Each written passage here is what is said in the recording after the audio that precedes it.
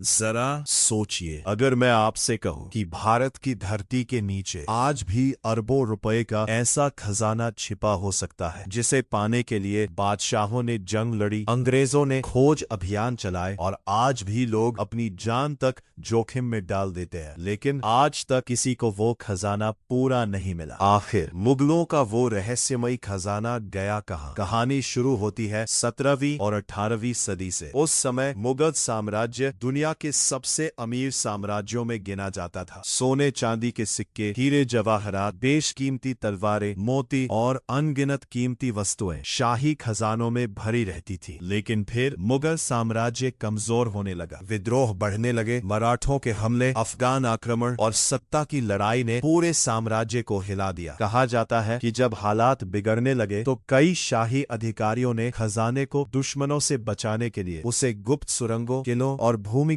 तहखानों में छिपा दिया। लेकिन उनमें से कई लोग युद्धों में मारे गए और उनके साथ खजाने का राज भी हमेशा के लिए दफन हो गया। राजस्थान के पुराने किले, दिल्ली के प्राचीन महल, आगरा के तहखाने और मध्य भारत के कई वीरान किलों के बारे में आज भी ऐसी कहानियां सुनने को मिलती हैं कि वहां मुगलों का छिपा हुआ खजाना मौजूद है। कुछ लोग दावा करते हैं कि उन्होंने रात के सन्नाटे में अजीब आवाजें सुनी। कुछ कहते हैं कि गुप्त सुरंगों के नक्शे आज भी कहीं छिपे हुए हैं, लेकिन इन दावों का कोई ठोस ऐतिहासिक प्रमाण आज तक नहीं मिला। इतिहासकार मानते हैं कि मुगलों के कई खजाने समय के साथ लूट लिए गए, कुछ युद्धों में बिखर गए और कुछ का कोई रिकॉर्ड ही नहीं बचा। यही वजह है कि आज भी यह रहस्य पूरी तरह सुलझ नहीं पाया। सोचिए, अगर किसी दिन किसी पुराने किले की दीवार के पीछे या किसी बंद तहखाने के नीचे सैकड़ों साल पुराना शाही खजाना मिल जाए, तो क्या वो खोज भारत के इतिहास की सबसे बड़ी खोज कहलाएगी या फिर मुगलों का असली खजाना हमेशा इतिहास के अंधेरे में ही छिपा रहेगा? क्योंकि कुछ रहस्य समय के साथ खत्म नहीं